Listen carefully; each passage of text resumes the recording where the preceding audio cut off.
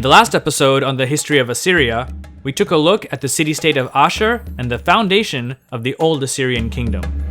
We also took a look at the extensive trade network that Ashur was a vital part of.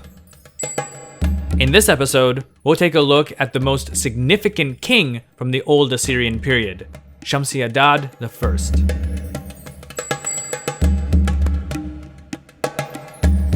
After 1835 BCE, the geopolitical situation in northern Mesopotamia changed with the rise of the Amorite king, some would say warlord, Shamshi-Addu, better known as Shamshi-Adad. Shamshi-Adad acquired a small kingdom believed to have been based in the city of Ekalatum, which was not too far from Ashur. To date, the precise location of Ekalatum isn't known. The early years of his reign were rough, and he seems to have been at war with the expansionist king of Ishnuna, Ishme-Adad II. When Ishme-Adad II died in 1818 BCE, he was succeeded by his son, Naram-Sin. This particular Naram-Sin is not to be confused with the Akkadian king of the same name, who ruled several hundred years earlier.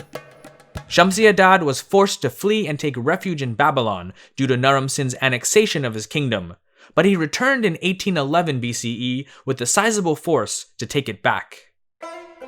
3 years later, he captured the city of Ashur and replaced its king, Ishme II.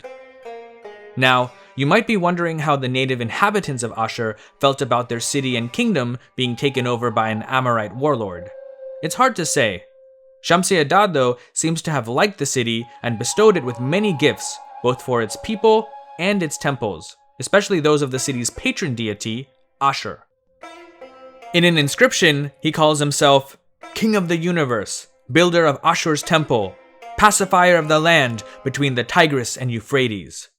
On other, inscribed bricks, he's a bit more humble, and simply addressed himself with the traditional title, Steward of Ashur. Despite his love for the place, Shamshi-Adad did not make Ashur his capital city.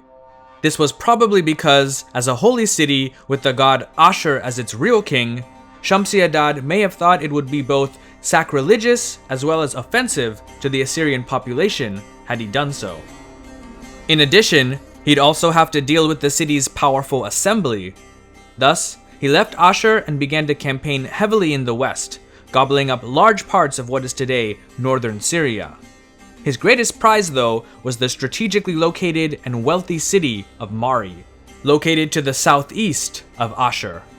With this conquest in 1792 BCE, Shamshi-Adad's realm, called by scholars the Kingdom of Upper Mesopotamia, had grown to become the most powerful state in the region, though the kingdoms of Eshnuna and Yamhad were not too far behind. As his capital, he chose the city of Shubat-Enlil and resided there for the rest of his days.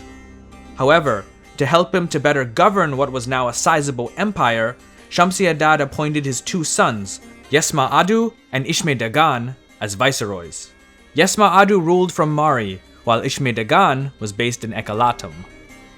While the kingdom of Upper Mesopotamia, of which the Old Assyrian Kingdom had become part of, didn't exactly die with Shamshi-Adad, it rapidly disintegrated and was forced onto life support after his death. Shamshi-Adad had been a powerful and charismatic ruler. In comparison, his sons were not.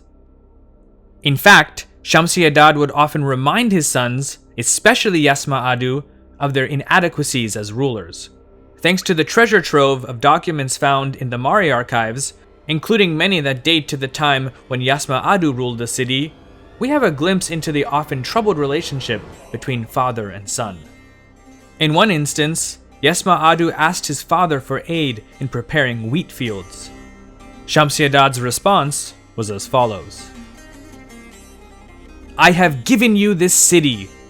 Why do you constantly ask me to decide this matter? If you are able to hold the city, hold it. If you are not, there are many others who have enough energy to hold it. I will not abandon my house to administer yours. Ishme-Dagan will not abandon his house to administer yours. A real man must administer his own house." In the letter, one can see not only Shamshi-Adad's displeasure, but perhaps also his preference for Ishme-Dagan. In another letter, he writes, "And yourself, how long shall we govern you? Are you truly a child? Are you not an adult? Is there no beard on your chin? How long will you neglect the administration of your house? Don't you see that your brother is leading vast armies? So, as for you, lead your place and your house." In all fairness, we only have letters between Shamshi-Adad and Yasmah-Addu. It's quite possible that Shamshi-Adad was just as strict with his other son, Ishme-Dagan, who was in Ekalatum. Unfortunately, we don't have any of their conversations or letters. Within a few years, Yasmah-Addu was chased out of Mari by a certain Zimri-Lim, who claimed to be one of the sons of Yadum-Lim, a previous king of Mari who had been assassinated by another one of his sons. In the end, what happened to Yasmah-Addu is unknown. As for Ishme-Dagan, history seems to have repeated itself. The king of Eshnunna, Ibal-Piel II, took advantage of the chaos that was caused by Shamshi-Adad's death and absorbed much of the eastern portion of his empire. This included Ekalatum and Ashur, which forced Ishme-Dagan to flee and take refuge in Babylon, much like his father had done several decades prior.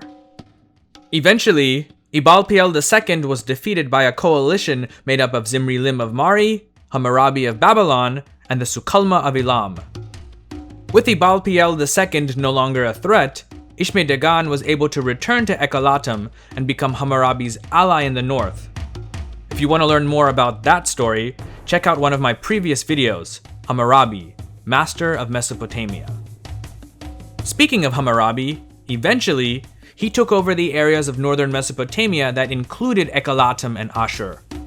We don't know exactly what Ishme-Dagan was doing at that time, but it's doubtful that he was anything more than a puppet of Hammurabi and his now powerful and expanding Babylonian kingdom.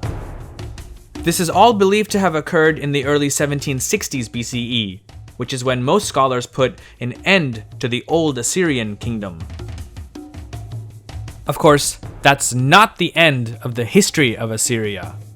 There's still a lot more to come, so make sure that you subscribe so that you don't miss a single episode. Once again, thanks so much for joining me. I hope you learned something, and if you did, please hit that like button. Also check out History with Sai on Instagram, Facebook, and Twitter. Thanks again, and I'll see you in the next episode.